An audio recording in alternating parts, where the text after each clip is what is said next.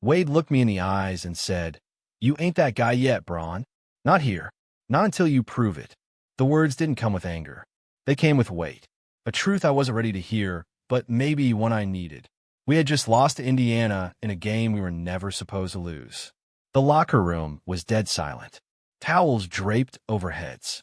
Coaches whispering instead of yelling. And there I was sitting in the corner, jersey half off, palms pressed together like I was praying. I wasn't. I was thinking about everything. Coming to Miami wasn't supposed to feel like this. When I made the decision, I thought I was chasing greatness. Instead, I was chased by cameras, cursed by fans, mocked by analysts, and doubted by the same league that once called me the chosen one. The boos followed me into every arena. Even home games didn't feel like home. And the worst part? Somewhere deep down, I started questioning myself too. I thought playing with Wade and Bosch would make everything easier. But nothing felt easy. Not the spacing, not the rhythm, not the chemistry. On paper, we were unbeatable. On court, we looked lost. And that night, after another lifeless performance, Wade walked up to me. No cameras, no interviews, just two teammates in a quiet locker room.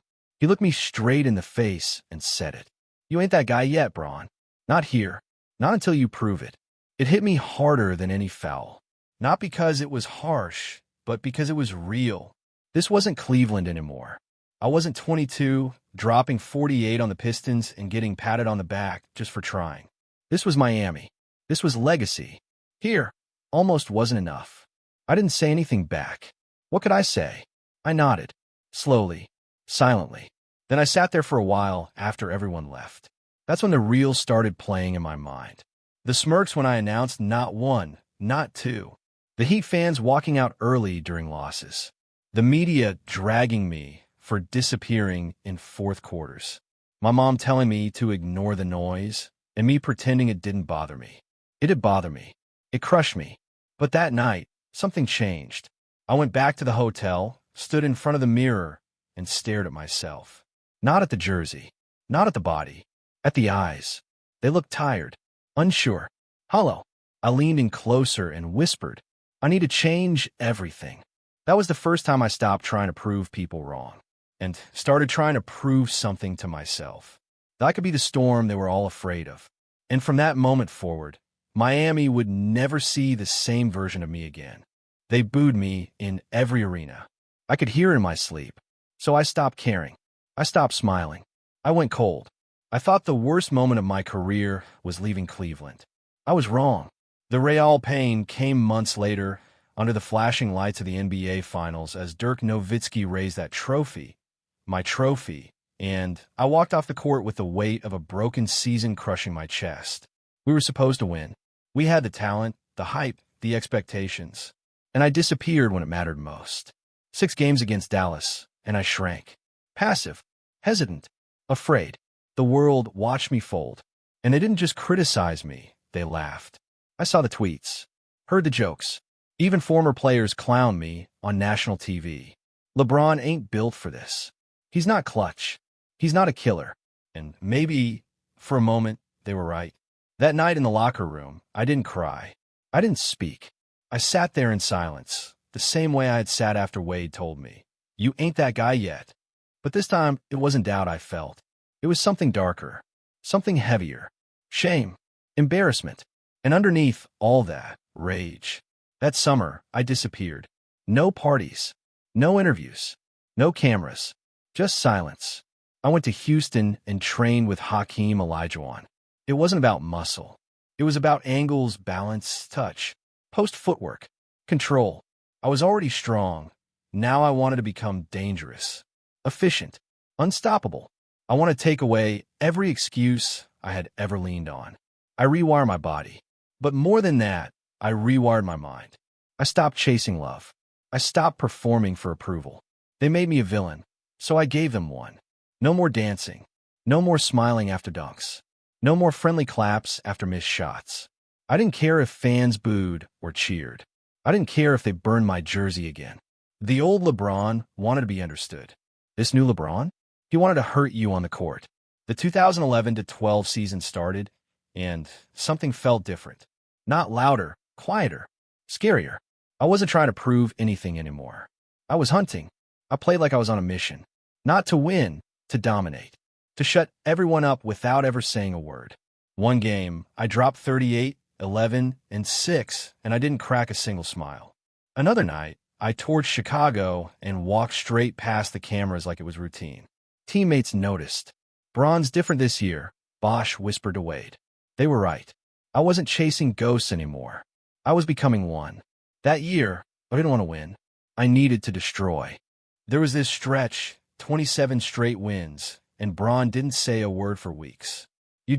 You felt his presence before he touched the ball. By now, the transformation was complete. The quiet version of LeBron, the one born from humiliation in Dallas and forged in the silence of that summer grind, had become something else entirely. He wasn't angry anymore. He wasn't proving anything. He was in control. And when LeBron James is in control, you don't beat him. You survive him. The 2012-13 season started like thunder, but it wasn't loud thunder. It was the kind you feel in your chest before you even hear it. Game after game, team after team, we watch him dismantle the league with a kind of calm violence. No shouting, no celebration, just precision. There was a night in February when he dropped 30 points on 11 of 15 shooting. After the game, Mario Chalmers nudged him playfully and said, "Damn, Bron, you even sweat today." LeBron didn't even crack a smile. He just nodded and kept unlacing his shoes. That's when it started, the streak. 27 straight wins. Every night, same story, different victims. Teams would walk in with hope and leave in silence. But it wasn't just the numbers. It was how he was doing it. Fadeaways with perfect arc. Cross-court bullet passes to Ray Allen without even looking. Full court chases to pin shots on the glass. Defending point guards and centers in the same quarter. He shot nearly 60% from the field as a 6 feet 9 inches forward, taking step backs and pull-ups. Who does that? Even in practice, you could feel the shift. Shane Battier once said, Bron was locked in like a man chasing ghosts, but playing like 1-2. He would correct plays before they even happened. Call out rotations mid-sentence. It was like the game slowed down for him while the rest of us just tried to keep up. Opponents looked scared before tip-off. Coaches didn't even bother drawing up plays when he was locked in defensively. It felt hopeless. Then came the moment that defined this era. Game 1 of the 2013 finals. Thiago Splitter went up for a dunk. Big man move. Strong finish. But LeBron? LeBron erased it from existence. It wasn't just a block. It was a message. Not here. Not now. Not against me. And the message was loud, even if he wasn't. Every player on the Heat roster knew it. The league knew it. The world could feel it. LeBron James had become something more than great. He had become inevitable. An opposing coach said it best after getting blown out. He's not just the best player in the world. He's the storm that swallows everything. Coach said, this might be the best version of a basketball player you'll ever see.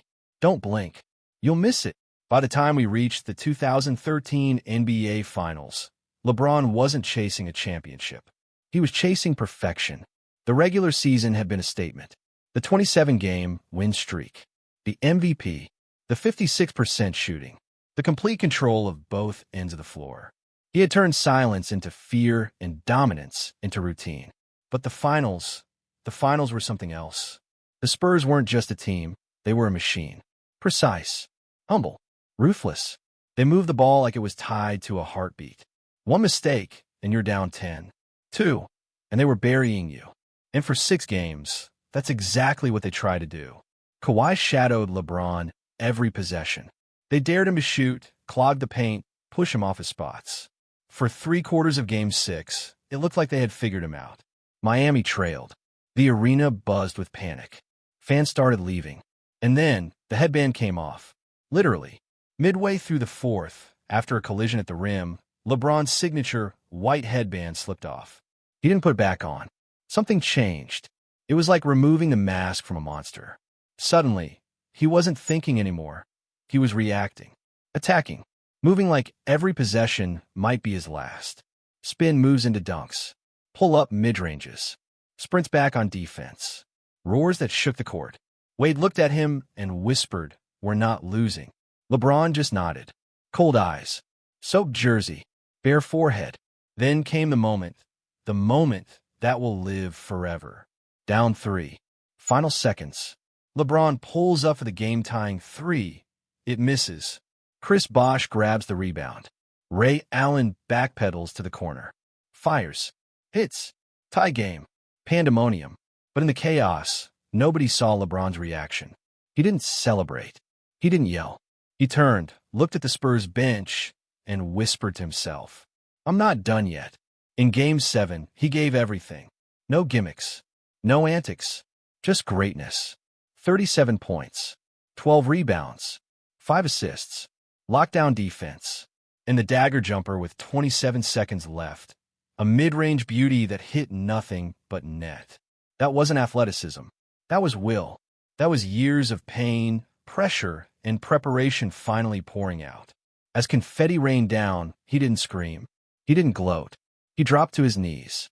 Not because he was tired, because he was emptied. That version of LeBron? The one who rose from failure, sharpened by hate, and walked through fire just to be crowned again? He didn't win that night because he was the best player. He won because he refused to lose. "This isn't about rings anymore," he said later. "It's about legacy. I built mine with fire." People keep asking if we'll ever see that version again. I just shake my head. You don't replicate a storm. You survive it. After Game 7 of the 2013 Finals, after the confetti, the cameras, the champagne, there was just silence. Not in the arena, inside him. LeBron sat in the locker room, jersey drenched in sweat, head bowed, hands over his knees.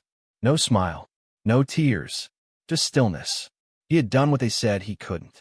Again, back-to-back champion, Finals MVP, the undisputed best player on earth. But something inside him felt finished. See, what people don't understand is that Miami LeBron wasn't just a better athlete or more polished scorer. He was something darker, sharper. He had become that version of himself out of necessity, because the world turned on him, because love turned into hate, and hate became fuel. He carried that weight like a second jersey, one stitched with noise, doubt, venom, and he wore it for 4 relentless seasons. That's why when you ask players, guys who faced him, guys who played beside him, they all say the same thing. Miami Bron was different. Not because he was more skilled, but because he was more dangerous. Every step he took had purpose. Every game, he moved like a man with a target on his back and a score to settle. He wasn't just trying to win. He was trying to erase your will. Coaches feared him. Defenders guessed. Offenses adjusted entire game plans just to avoid his presence. And when he smiled, it wasn't joy, it was warning. He once told Spoelstra before a playoff game, "If I have to guard 1 through 5 tonight, I'll do it. Just don't let us lose." And then he did exactly that. That version of LeBron? He was calculated, cold, brutal, but he wasn't sustainable. Because to become that guy, he had to silence every emotion. He had to close every door that made him human. And eventually, that catches up to you. He left Miami in 2014, went back to Cleveland, became something else again, more mature, more vocal, more giving. He still dominated, still won, still broke records. But that silent killer, that fire-breathing machine that walked through the 2013 season like a ghost in a war zone, he never came back. And maybe he wasn't supposed to. Years later, when asked about that version of himself, LeBron said quietly, "I needed to become him, but I couldn't stay him. He took too much." Because that LeBron wasn't smiling for the cameras. He wasn't dancing on the sidelines. He wasn't asking for your love. He was built from disappointment, molded by rejection, driven by pain. The world hated him.